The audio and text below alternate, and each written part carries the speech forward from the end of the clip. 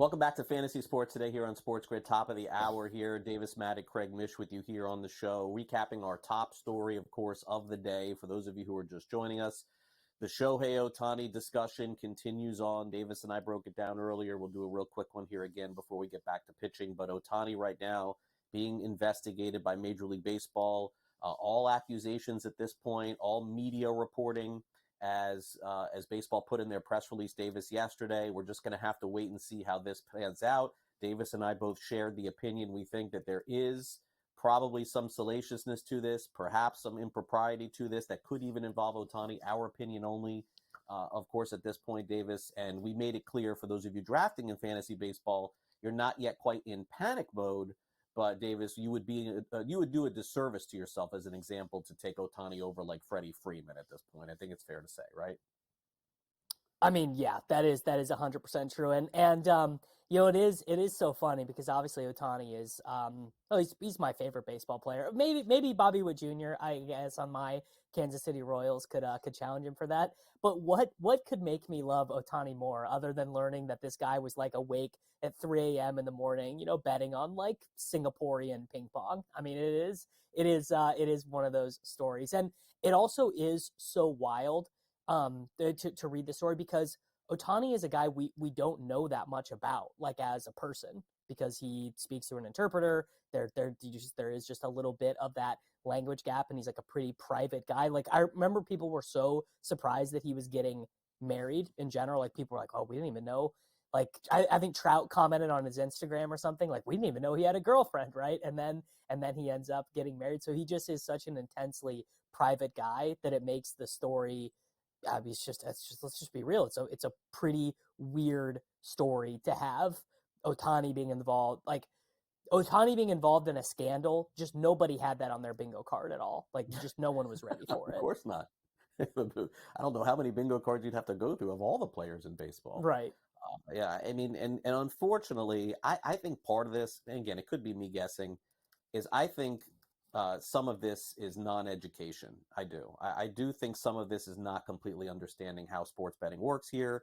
Remember where he is from; it is completely legal. I'm maybe not, and maybe I'm just naive to the whole situation. But I mean, it's Davis. Can you imagine?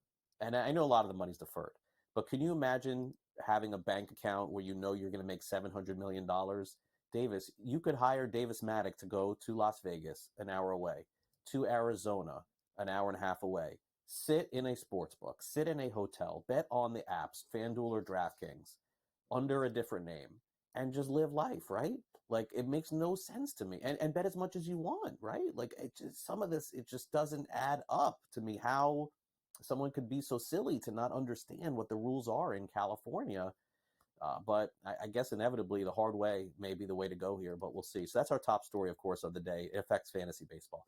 Now, going back to the closers, Davis and I pretty much illustrated that maybe this is the section. Maybe this is the time where you take a closer in fantasy. We'll go through some of the other names as possibilities here. So Paul Sewald, not the sexiest, but got the job done for the Diamondbacks. He was a huge part of what they did at the end of last year. Reagan's more or less a starter, so you don't want him as a closer. Munoz on Seattle throws like 105 miles an hour. Fairbanks came back last year and showed that he was healthy. So he is Tampa Bay's at least closer, de facto closer. But Davis, you and I know this could be somebody else by May. That's the way Tampa Bay does it. Evan Phillips, he looked really good in his first outing with LA. He may be somebody to buy on as well. I mean, definitely. I probably would not be all that interested in buying a Tampa Bay Rays closer because it feels like, it could be the 24th game of the season and they have like a converted second baseman throwing 93 miles an hour with like some crazy curveball, and that guy ends up turning into their closer. It feels like the opposite of a team to wager on that for. Now, the Dodgers situation is also fascinating because you would imagine that being the Dodgers closer over the course of a 162 game season, I mean, how valuable is that position? How often is that guy going to have save opportunities? But obviously, as evidenced by the fact that this guy is down at 114 in NFBC ADP, the market is not fully buying it. The Dodgers are not fully confident. The Dodgers also, to be fair, are a team that I could see actually using the analytic idea that has been around forever, that you shouldn't really have a closer. You should have like 3 guys that you trust in high leverage situations, probably 2 righties, 1 lefty, and then just, be able to use them in various situations. I could definitely see honestly, none of these guys are all that interesting to me. Like this list, I think I would continue to parse further down. But there are 3 guys further down the list that I think all would register as buys. Good, because I got nothing. I got none of these guys. All right, so we keep going. Ryan Helsley, when healthy, is great for the Cardinals. Tanner Scott coming off a season where he was, I think, statistically the best closer in baseball. He's not had a good spring, but numbers wise, look at his season last year. If he repeats that, bump him way up. I guess there's just not a lot of trust there. Clay Holmes with the Yankees, he's going to get a lot of chances. Craig Kimbrell, no thank you, with Baltimore. Michael King qualifies as a closer. He's not getting saves. Let's keep going, guys. Let's keep going. That was not fun. We got more to talk about here. All right, Albert Alzolay with the Cubs missed some time last year. He could potentially be in line for a lot of saves. Kenley Jansen Davis, he's at ADP 150, banged up to start the year. And then Pivetta, Pepio, or starters, not sure why they're here. And then Jose Alvarado of Philadelphia. Maybe to me, Alvarado, I maybe a bigger buy on him than anybody we just talked about here. Okay, Alzolay was the one that I was going to highlight. So he got 22 saves last season, 64 innings. He got injured at the end of the season and ended up missing some time. But if I think of like what is the exact guy who ends up being an awesome closer, it's a guy who throws 1 billion miles an hour, can't ever stay healthy as a starter, and ends up backdooring his way into becoming a reliever. Kind of actually what Jordan Hicks did as a Cardinal. Now the Giants are saying they're going to try and start him. I wonder if actually they end up recanting that after Hicks gets injured for the first time and ends up back as a relief pitcher or a closer for them. So Alzolay, I like. Clay Holmes, I like. And you were not on board with this, Craig, but Craig Kimbrell that's what we are about, where the guy he just looks like he's terrible, can't get anyone out, he stinks, but he gets given the job, which, come on, Craig Kimbrell is going to get given that job. He's Craig Kimbrell. It's like, what do you exist on this planet for? You don't think so?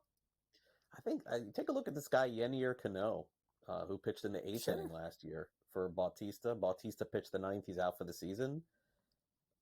I like Cano, man. I think I would go with him. I'm not. Look, it's relief pitcher, so I'm not going to say you're wrong. But 140, Craig Kimbrell, I'm probably clicking that button. This could be the worst year for. I thought every year for closers was the worst year. I think this is the worst year. My gosh, every guy we just talked about is like either hurt or not the closer. All right, we'll play ADP high-low next.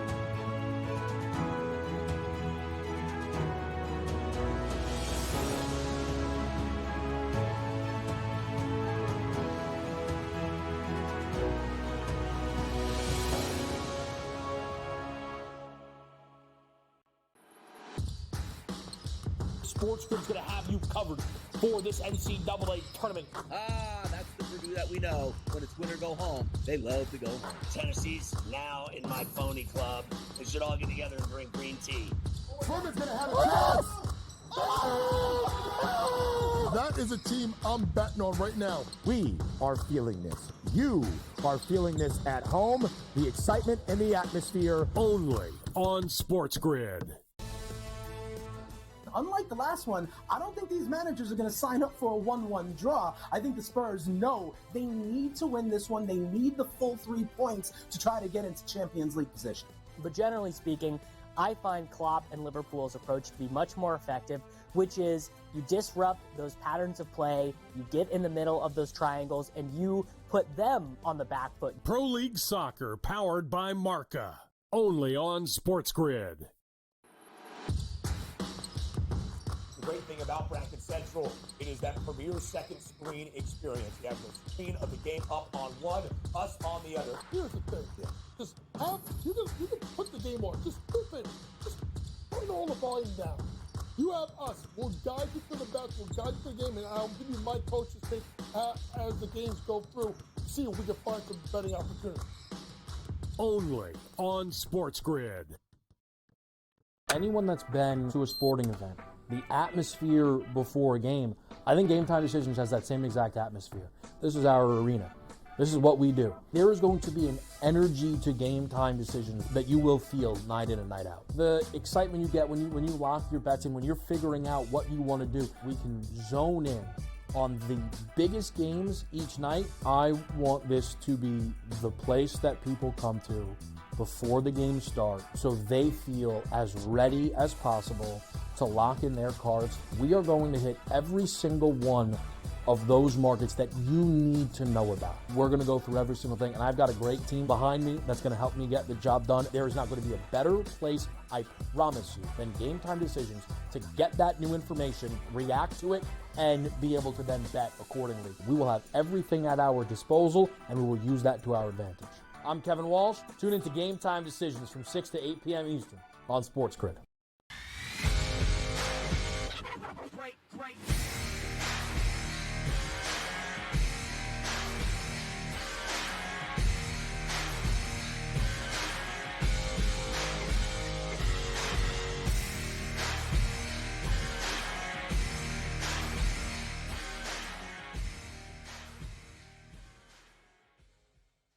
Draft position of several players we just discussed.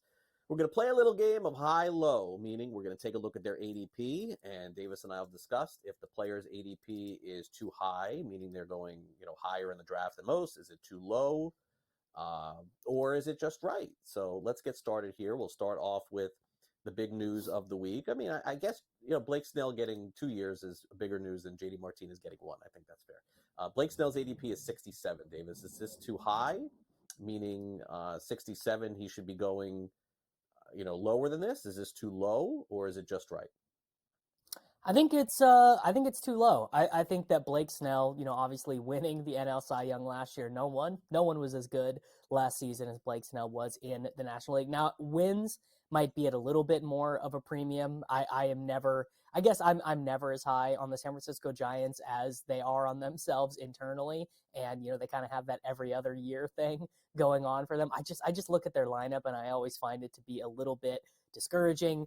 But you do have Snell in that park. You've got him in that division, which is not, outside of the Dodgers, not a super heavy hitting division. I know the Diamondbacks were better than expected, and his old team, the Padres, he will have to pitch against a bunch of times per year now. But he's got the skill set. He's got the strikeout stuff. He does not really struggle with walks. That was kind of the problem that plagued him earlier in his career. He seems to have mostly solved that, so he's going to help your whip. And also a guy who, with injury concerns earlier in his career, seems to have figured that out and is now rounded back into form of being a pretty durable starting pitcher. I think 67 is probably a bit too low.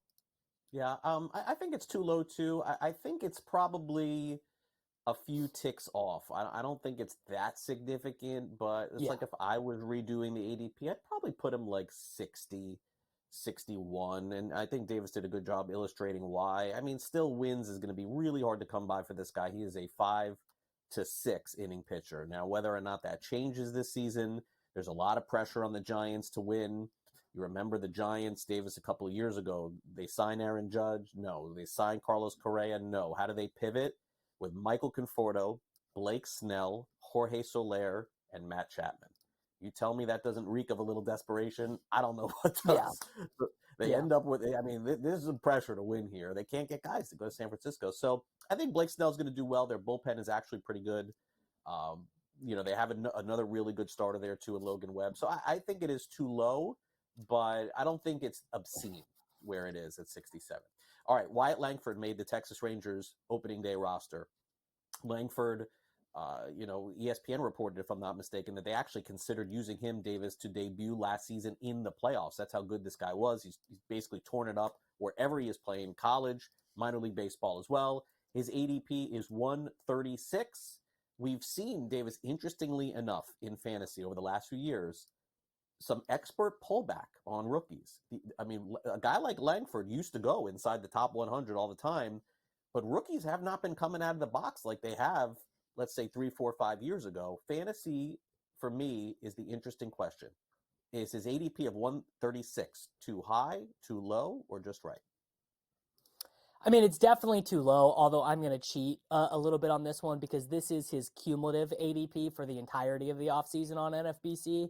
And I know for a fact that over the last 10 days, it's been significantly higher than this. Although, Craig, the thing is like the projections are pretty split on how good Wyatt Langford is going to be. For example, Derek Carty's projection system, the bat, is always a little bit more conservative, and he does not have him as like a huge value at this additional ADP. It's got him for 488 plate appearances, 17 home runs, 12 steals, and a 240 batting average. Now Zips, basically the exact opposite, 25 home runs, 19 stolen bases, 270 batting average, right? So but basically the looks like a totally different player based on what projection system you are looking at, which to your point, a little bit of that expert pullback on where should we be taking this guy.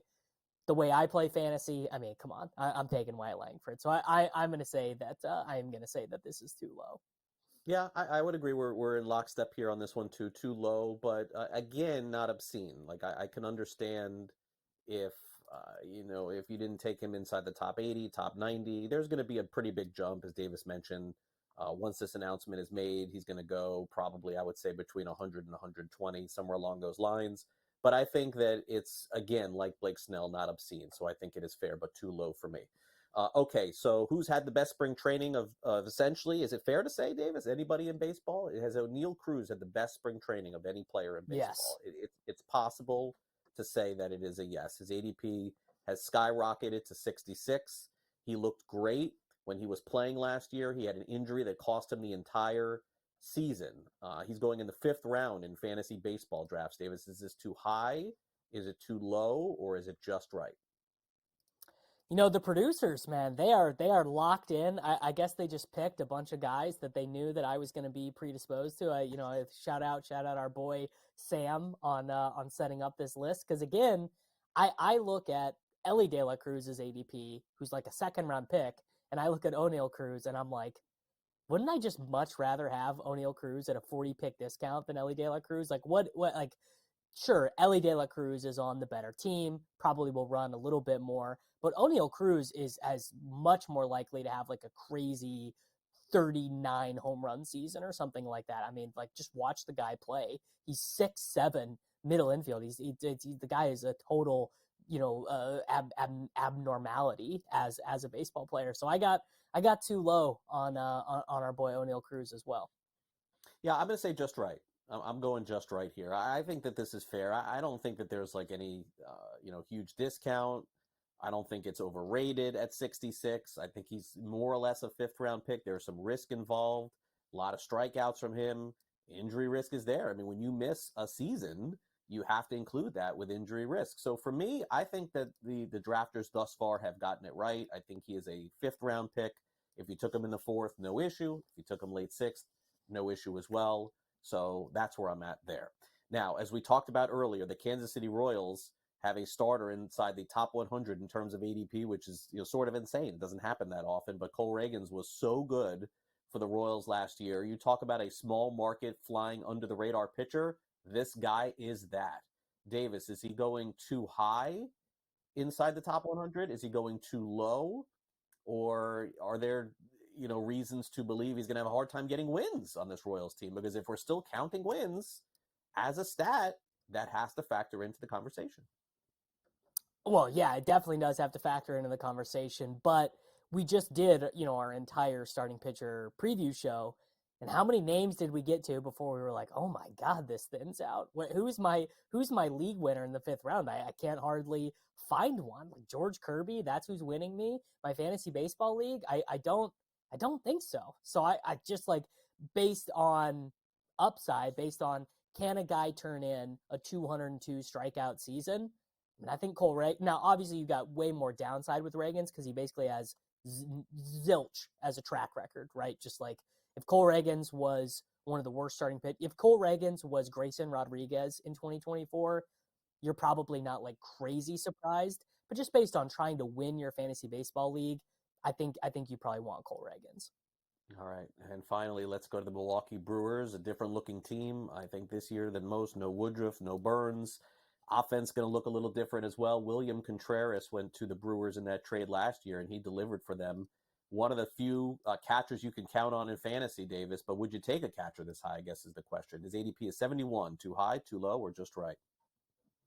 Yeah, too high. He's a catcher, right? That's where we're at. We don't like closers and we don't like catchers here on the program. No disrespect to Mr. William Contreras, but there are just like way better. I mean, premium middle infielders are still going in the 70s. So I got too high.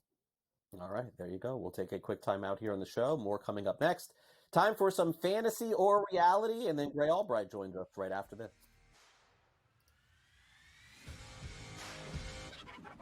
Great.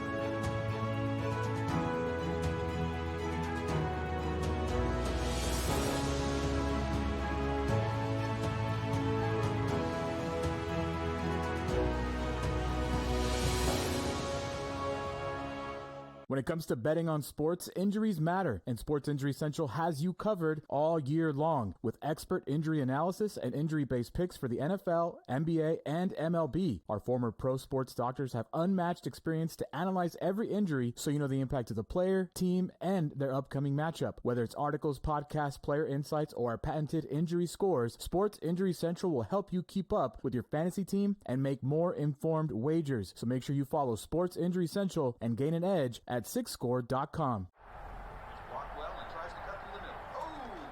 Your gut says Miami is going to win, and you should take the over. Your gut also said your NFT selfies would only go up in value. They didn't. But your head is on SportsGrid and knows the QB is in concussion protocol. The backup has a 45 QBR against the zone coverage. The New York D has the most sacks in the league. So yeah, trust your head. It's smarter to be on SportsGrid. SportsGrid's going to have you covered for this NCAA tournament. That's the Purdue that we know. When it's win or go home, they love to go home. Tennessee's now in my phony club. We should all get together and drink green tea. Furman's going to have a chance. That is a team I'm betting on right now. We are feeling this. You are feeling this at home. The excitement in the atmosphere. Only on SportsGrid. SportsGrid, your 24/7 sports wagering network. Pro League Soccer, powered by Marca. I would be willing to bet the under 2.5 goals. Fantasy sports today. Especially in head-to-head formats in fantasy, I think I'm going to go with Juan Soto. Game time decisions. People don't like it. I don't really care. I cannot believe anybody is betting the Clippers at this number. Betting above the rim. All I've heard you say on the network is you're either winning or you're rebuilding. In-game live all access. Nobody has been more profitable as a dog than Shaka Smart teams. Winning back-to-back road games.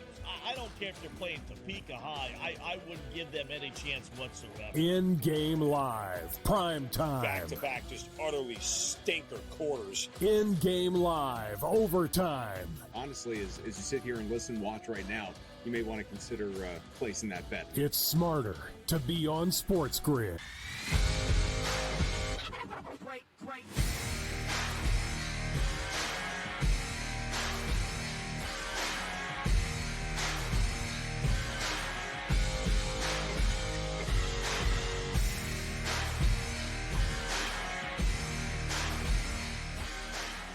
Welcome back to Fantasy Sports today here on SportsGrid. Thanks for waking up with with us on Saturday morning as we get ready for some NCAA tournament basketball action coming your way. But first, let's talk more fantasy baseball.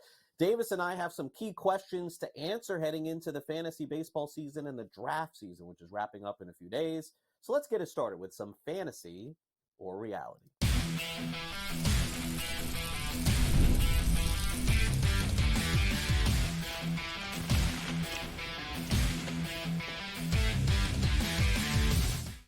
I'm not sure if this is before Davis's time or not. I'm not positive on this one. There may be some recollection, but there was, and I mentioned it earlier in the show, so I'll review.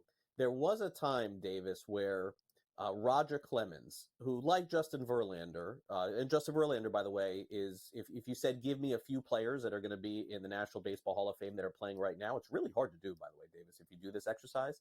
But Verlander is on the list. He's on the short list, probably along with Max Scherzer, Kershaw. I don't know. Are there any other pitchers? I'm not sure, but definitely on that list. And Clemens, Davis, toward the end of his career, it was sort of odd. He just stopped signing contracts and stopped playing. And he didn't want to go to camp in February. He didn't want to go to camp in March. And then in April, you'd hear he's going to join Houston, or he's going to join the Yankees. And he would just kind of rotate every year and then come back in May and June and finish off the year and then pitch in the playoffs and pitch in the World Series.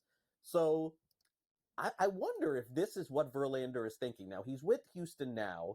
He faced live hitters this week, but Davis, facing live hitters, this is a long way away from coming back. He's got to throw a bullpen. He's got to pitch in the minors. Not once, not twice, probably 3 times. So at least a month, maybe 2 away. Fantasy or reality, Davis, he's going 35th among starting pitchers. Fantasy or reality, he finishes a top 25 fantasy starting pitcher this season. Sorry for that long-winded story, but I wanted to sort of set that up. I don't know if you remember that happening with Clemens. That little Roger Clemens, little bit before my time. But I mean, I don't think you're that wrong in the analogy here. You know what? I'm actually going against the grain here. Verlander, pretty cheap in fantasy baseball ADP. The projection systems do not love him. He's got shoulder soreness right now as of March 22nd, 23rd. Guess what? When you're 41 years old, you wake up, your shoulder's probably going to hurt sometimes. It's just I'm 31 and I wake up and my shoulder hurts sometimes, Craig. It just is what it is.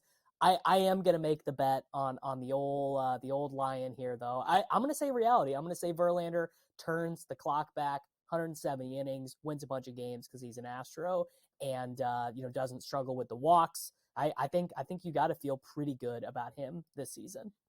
Yeah, I'm going to say fantasy because I'm going to subscribe to my theory, which is, okay, he faced live hitters Thursday. So I'm going to do the math here based on just knowing this too well, which is sort of embarrassing for me.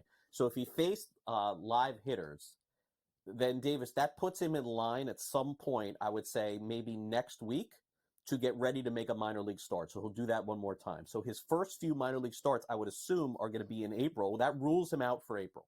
Okay, so April is done. He's got to make at least 3 or 4 starts before he comes back. So if all goes perfect, then he comes back in May. And what are the odds that Verlander makes every start this season? I don't have that as a strength. I'm going to say fantasy here. I'm going to say he does not finish. But I would say, based on the starts that he gives you, I would say where he's going to be really valuable, I'm going to flip the script here, Davis, in a head-to-head league. This is where I would probably take him a little bit higher because I could stash him on the bench.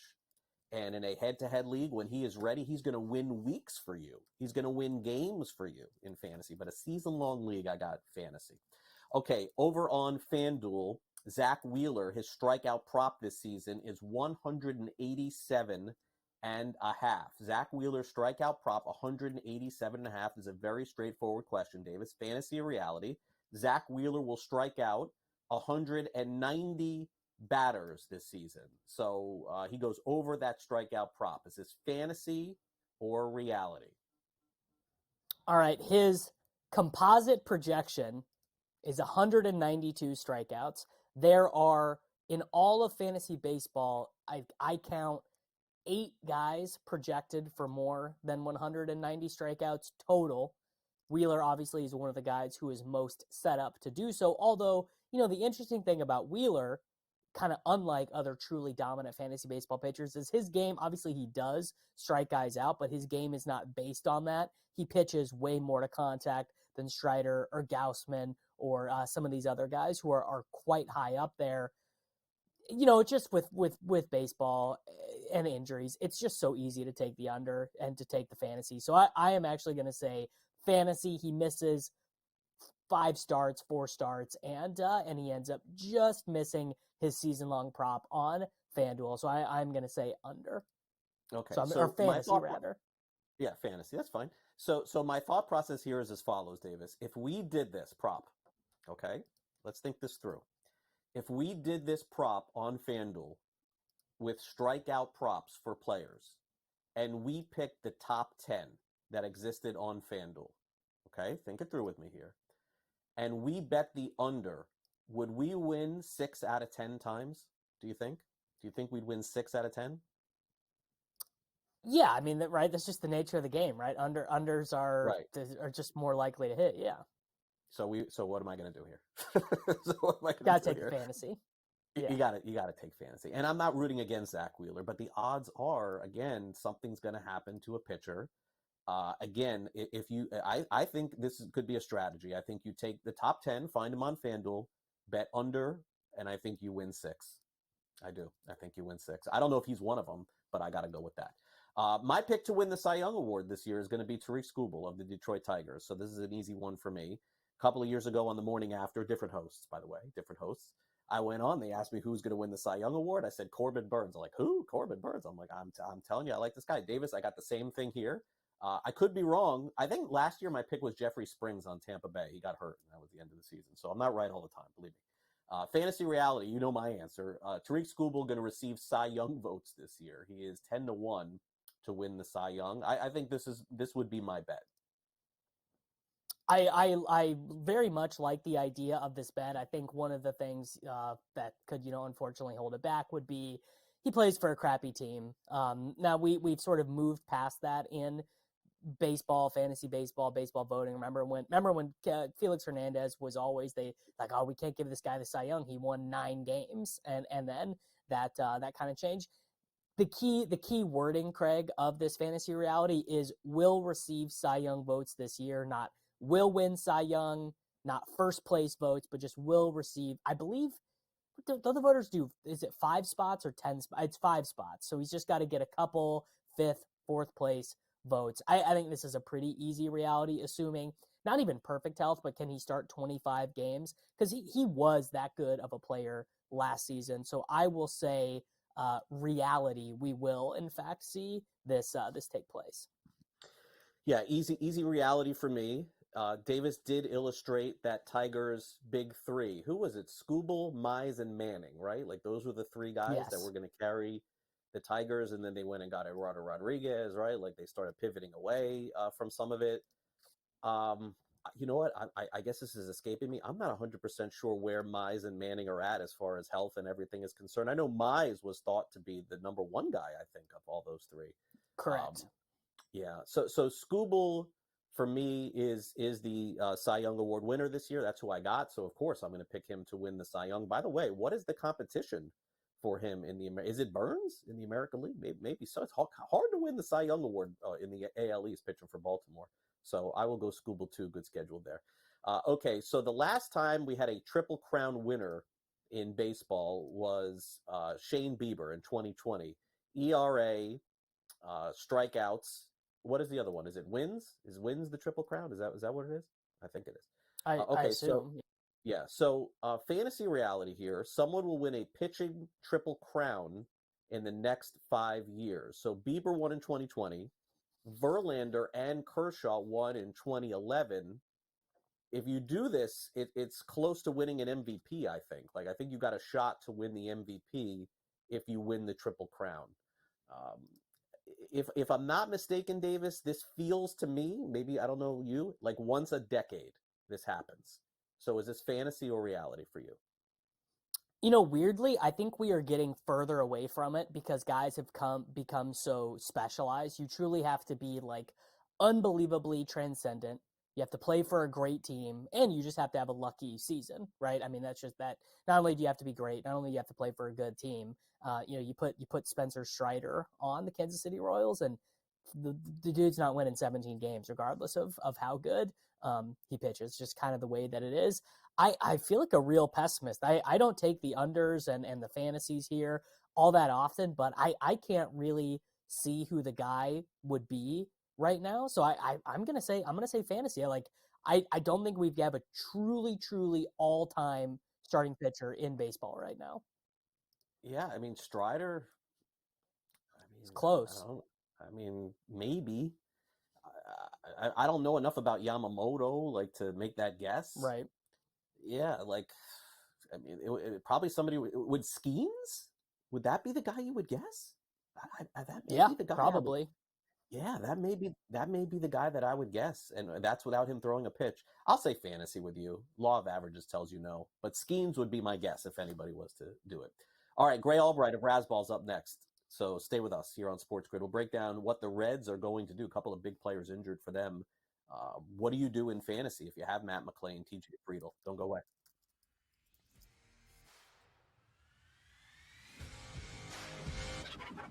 Break.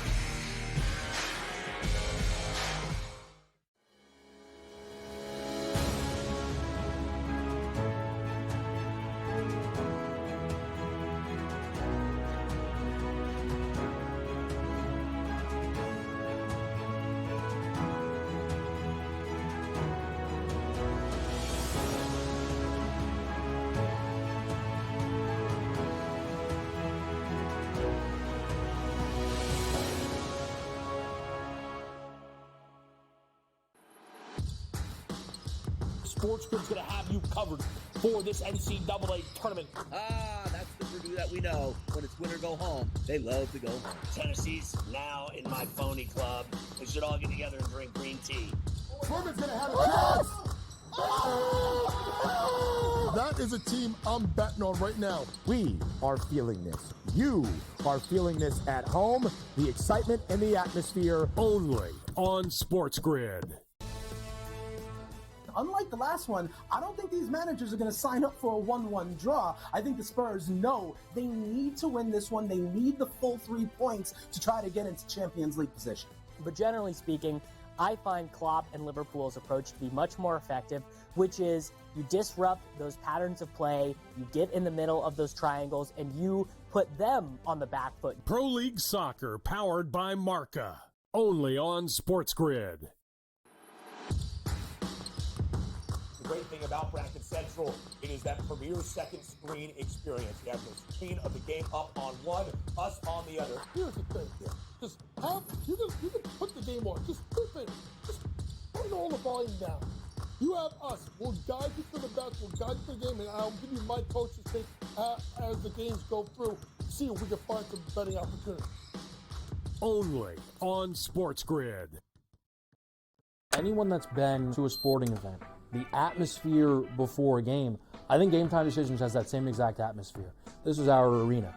This is what we do. There is going to be an energy to Game Time Decisions that you will feel night in and night out. The excitement you get when you lock your bets in, when you're figuring out what you want to do, we can zone in on the biggest games each night. I want this to be the place that people come to before the games start so they feel as ready as possible to lock in their cards. We are going to hit every single one of those markets that you need to know about. We're going to go through every single thing, and I've got a great team behind me that's going to help me get the job done. There is not going to be a better place, I promise you, than Game Time Decisions to get that new information, react to it, and be able to then bet accordingly. We will have everything at our disposal, and we will use that to our advantage. I'm Kevin Walsh. Tune into Game Time Decisions from 6 to 8 p.m. Eastern on SportsGrid. Break.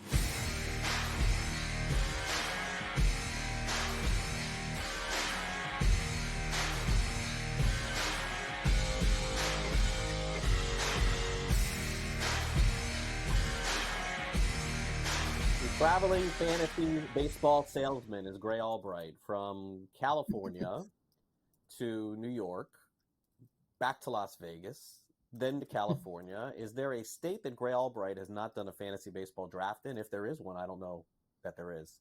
Gray is with us along with David Maddock. This is Fantasy Sports Today. Hey, Gray. What do you got going on? You're making it a little bit easy for my stalkers to find me, man. Easy on my itinerary. Your stalkers. You're the Gray Albright stalkers. Okay, so Davis and I explored this conversation. I'm glad you brought it up to me because it would have slipped by. What we do is we present Gray with some topics we want to talk about, and then we had the Ohtani news come out, and for some reason it slipped by that we weren't going to talk about it. Gray's like, I want to get into this here a little bit. So Davis and I, Davis and I have said that we're not buying the full story. Of course, I'm sure you're the Mr. Cynical anyway, so we know you're not. But from a fantasy perspective, we're moving him down a little bit. We're moving him down. I don't know how much we're moving him down, but like Freddie Freeman, you can't stare at those two names on your screen and not click Freeman, like as an example at this point. How are you approaching this? All right. So basically, how I'm looking at there's a lot to unpack here. So my general takeaway is with Epe was he was the gambler, right? In this scenario. I mean, even if it was really not him, it's basically he's already owned up to it, right? So he's said to everyone at this point, he was the one gambling. He stole the money. Now, I know there was an original story where Ohtani said he was covering the bets, but at this point, we have conflicting stories. So the only way for Ohtani to actually get in trouble is if Ohtani says, okay, you got me, guys. I was the one gambling. And Epi says, okay, you got us. He was the one gambling, which seems so far from like any sort of reality. I just don't imagine at this point, everything that's going on, Ohtani to be like, okay, I'm the one, suspend me. Because otherwise, it's just a he said, and there's no way of telling what actually happened. So I honestly have no way. I really don't think there's any chance that he gets suspended. So if he's not suspended, that's really the only, like, what else could possibly be the drawback here for him? Maybe mentally it drains on him all season. I mean, we're talking about Ohtani. If anything, he might use that in order to play better. So I have not moved Ohtani down at all on my boards. I would absolutely draft him. I think we're looking at a 40-30 season incoming, 280, 110 runs, 120 RBIs. I love Ohtani. I have no problem drafting him. I would be shocked, honestly, if anything happens. And that's taking out of the equation that MLB doesn't want anything to happen. Like MLB, that's their cash cow. MLB is not looking to suspend their top player. Like go back to like the days of Barry Bonds. His head grew like 3 sizes every year. Did they let him break Henry Aaron's record? Yeah, because he's a cash cow. They're not going to take Ohtani out of the game. I'm sorry. I just don't see it. Mm-hmm. Wow. So Gray makes the correct point, which is that the only people in the entire thing who are incentivized to get at any sort of salacious truth, like Ohtani actually was, a legit problem gambler who was racking up millions of dollars in debt with offshore gaming companies, is I guess the feds. I mean, I guess that those would be the only people who would really want to get, because Major League, Gray is so right. Major League Baseball does not want this story growing up, if for no other reason than that every professional sports league has a relationship with legal gaming operations in the United States. This is a bad story. You're already seeing it, right? A lot of the pushback is, the over integration, if you will, of sports gambling in American popular culture to begin with. So I think maybe I need to rethink it a little bit, because I think Gray is correct that no one wants Ohtani suspended. Let's move now to Ohtani's teammate. Yoshi Yamamoto got absolutely blown up in his first start for the Dodgers. Now you could say extended spring training, right? It's a little bit early. Guy made it 1 inning, 4 hits, 5 earned runs, 1 walk, did get 2 strikeouts. I told Craig earlier, I'm not letting this alter my opinion of Yamamoto one way or the other. And I think that is the right way to frame it. But are you worried about him at all? Yeah, no, I feel exactly the same way as you.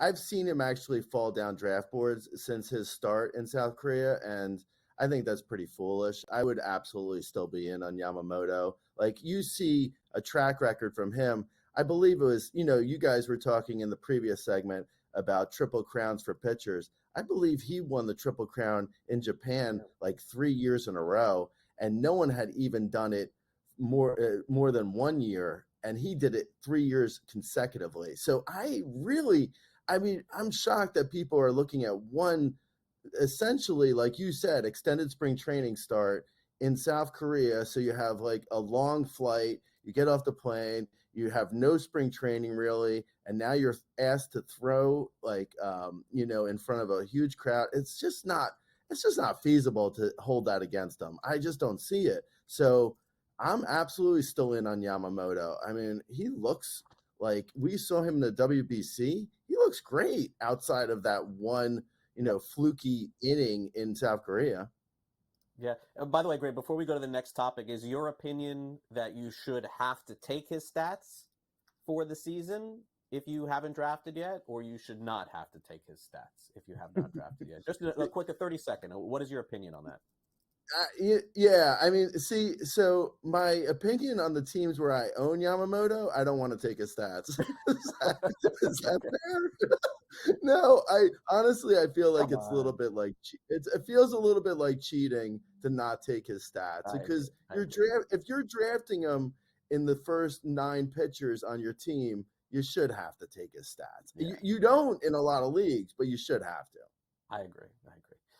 Okay, so now let's get to one of the bigger issues in fantasy to start the season. And the Cincinnati Reds have lost Matt McClain earlier in the week. I believe they have not given an update since then, but the S word was on the table here. The surgery word was potentially on the table. And Gray, if that's the case, he's probably out for the year. A shoulder injury to a player like this. McClain was going inside the top 100 easy in fantasy. He was great last year. Home run, steals, plays in a great park. They did trade for Santiago Espinal. He's like an extra player for Toronto, so he's not McClain. This is tough news for the early drafters, I guess, right? Or later drafters even. Yeah, no, it's bad news. I don't see McClain coming out of this in any sort of, I think even if he avoids surgery, we're looking at an abbreviated season, maybe 300 at bats. It's just not a good scenario. I would be, if you're still waiting to draft at this point, I would be out on McClain. I do like what this does for CES, Christian Encarnacion Strand. I think that helps him, because before it looked like at best he was going to be platooning. Now he looks like he's locked up. He's got huge power. I would absolutely be looking at him later. I think he's going around like maybe 175. I would look at him. There's also, because of Friedel's injury earlier with the wrist injury, Jake Fraley is also very interesting for fantasy. Last year, he had a really solid year. He might platoon out against lefties, but, he's still really solid for a little bit of power, and he's got good speed, and he should hit for a decent average. I like buying on Christian Encarnacion Strand. He kind of fits the right type of profile as a guy that people were excited about and then completely out on, because he looked a little bit squeezed for playing time, but just hasn't really had the opportunity to make an impact at the major league level. Moving on now to Blake Snell joining the Giants. Obviously, pretty disappointing for Blake Snell to win NL Cy Young and not get a 5-year super rich contract. I guess he will try and do it again this season for the Giants, and maybe someone feels more interested in paying him a longer contract. But he does land in maybe the only more hitter-friendly ballpark than he pitched in last season for the Padres, remains in that division. Where is he going since the signing became official, and are you buying at that cost? I haven't really seen Blake Snell move up that high on draft boards even after the signing. He was originally, I think last week, right before his signing, I want to say he was going around 75 overall. maybe he's moved up to around 50. He's going in like that range of second starters who people aren't like, a lot of people in the room aren't trusting him because his history. I mean, if you go back and you see his previous Cy Young, he then went on to have like all these years of kind of like subpar pitching in good parks too. Like he pitched poorly in Petco. He pitched poorly with the Rays for a year or two. Like to me, he feels more risky than he should, considering he is coming off his Cy Young and he is going to be in a great park in the same division. I feel like he should be like, I should feel more confident in drafting him, but I just haven't been able to. I'm kind of out on Blake Snell. I just don't trust him.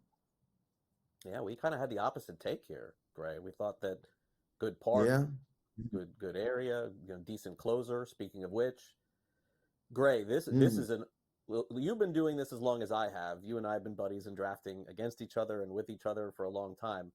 I don't remember a wasteland like closers in a long time. We just did a whole preview of the NFBC closers, and like the top 10 guys, like 5 are out already to start the season. Are they still being drafted that high in the NFBC? And Romano, I think I took him in the Raz Slam, and I didn't even take him that high. I was like, I'll take him here. And this is before he got hurt or anything like that. But we have him hurt, and Kenley Jansen hurt, and Devin Williams hurt, and it's like, I mean, how are you even approaching this with Toronto? I don't even know who would get the saves, but like every team, it's like this. It feels like. Yeah, and actually, Edwin Diaz is going in like the 3rd round, and he's going quote unquote as the safest number 1 closer, and he didn't even pitch last year. So there is a lot of worry with the closers. I think it's also like now we see across the league that setup men are floating in and out of the role. So it's hard to get like a 8th inning guy and, snag those 7-ish saves. So you have to really lock down the closers that are safe, quote unquote, obviously. But Jordan Romano, I mean, he's already had an elbow issue and people are still drafting him like, oh yeah, he's fine. Go ahead. Good luck. Real quick, settle this debate for us here. It's not really a debate, just we were talking. Who gets more saves this year? Yennier Cano or Craig Kimbrell? Who do you think this year, Gray? I'll go Kimbrell just because, I mean, they signed him to be the closer, so, Okay, I don't agree. I don't agree with you. All right. Good luck with your drafts, like whatever you're doing there, Gray. And we'll see you next week. Okay, thanks, man. Good to see you guys. All right, Gray Albright with us from Razzball. We'll be right back to wrap things up, and then it's basketball time here on SportsGrid. The round of 32 coming up in an hour.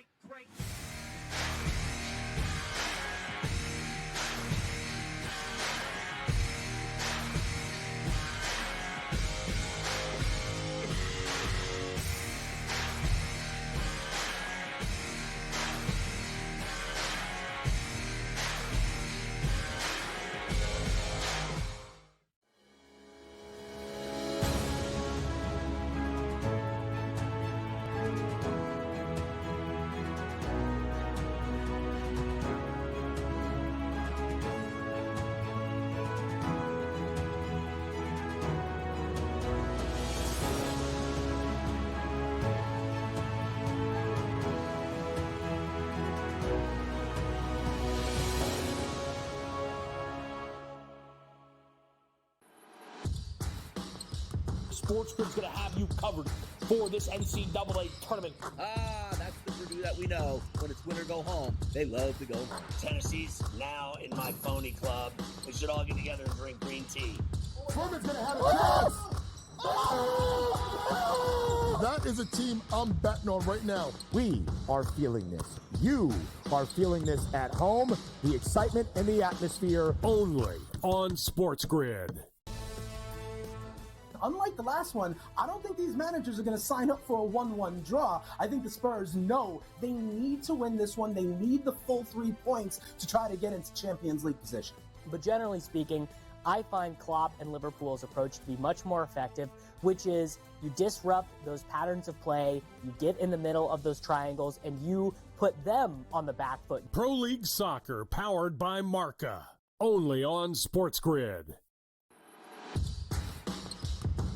The great thing about Bracket Central, it is that premier second screen experience. You have the screen of the game up on one, us on the other. Here's the thing. Just have you can put the game on. Just flip it. Just turn all the volume down. You have us. We'll guide you to the best. We'll guide you to the game, and I'll give you my coach's take as the games go through. See if we can find some betting opportunities. Only on SportsGrid. Anyone that's been to a sporting event, the atmosphere before a game, I think Game Time Decisions has that same exact atmosphere. This is our arena. This is what we do. There is going to be an energy to Game Time Decisions that you will feel night in and night out. The excitement you get when you lock your bets in, when you're figuring out what you want to do, we can zone in on the biggest games each night. I want this to be the place that people come to before the games start so they feel as ready as possible to lock in their cards. We are going to hit every single one of those markets that you need to know about. We're going to go through every single thing, and I've got a great team behind me that's going to help me get the job done. There is not going to be a better place, I promise you, than Game Time Decisions to get that new information, react to it, and be able to then bet accordingly. We will have everything at our disposal, and we will use that to our advantage. I'm Kevin Walsh. Tune into Game Time Decisions from 6 to 8 p.m. Eastern on SportsGrid.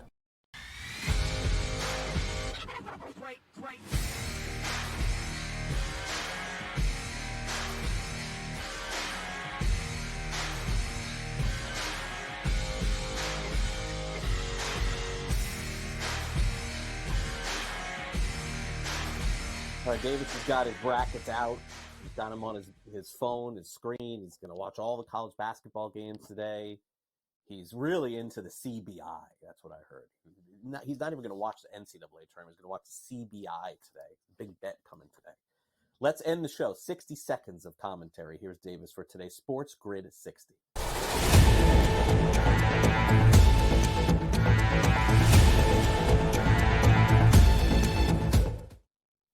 I am going to talk some hoops here in the Sports Grid 60. Not college hoops, though I have been enjoying the tournament. Those first 4 days are pretty fun. But I'm updating Craig here because I know Craig is not as locked in the NBA as usual. Victor Wembanyama, per 36 minutes, 25 points, 13 rebounds, 4.5 assists, 4.5 blocks, 2 steals. I mean, everything that we said about this guy, whatever, the superlatives, he's the best. I mean, he actually is better. He actually is, I think, already better than, the guy's 19 years old, and he might already be like the 7th best player in the NBA. I think if the Spurs choose to spend some money this offseason, they could be like the 3rd best team in the West, 2nd best team in the West next year. He is that good. Yeah, no, look, he's living up to everything. I think that's rare to say in this day and age in sports. All right, so I'll end. I know it's fantasy baseball here, but it is the NCAA tournament. My Gators lost, so that knocked me out of just like who I'm rooting for. But truth be told, I did not pick the Gators to get past the first round. I did pick Marquette. In fact, I got Marquette going pretty far. But all the perfect brackets are gone. Nobody has a perfect bracket anymore. But the good news is that you can get an inside edge as to what's going to happen for all the games today, the round of 32 in the NCAA tournament, as we have Bracket Central getting ready to start here from noon all the way to midnight again tonight. So make sure you stay tuned to that. I'll be off next Saturday, so it'll be Davis and George Kurtz. I'll see you on Monday for Newswire. Thanks to Friezo for producing. For Davis, I'm Craig. Enjoy the hoops the rest of the day here on SportsGrid.